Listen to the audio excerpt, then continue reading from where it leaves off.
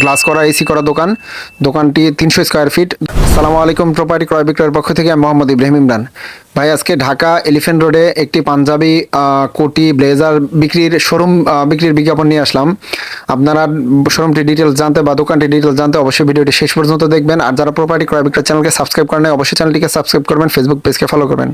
আমি দোকানটির ডিটেলসে চলে যাচ্ছি। দোকানটি হচ্ছে আপনার এলিফ্যান্ট রোডে গিয়ে জিএম প্লাজা মার্কেট বলে, জিএম প্লাজা মার্কেটের নিচে দেখবেন ব্লেজারের অনেক শোরুম আছে, অনেকগুলো শোরুম।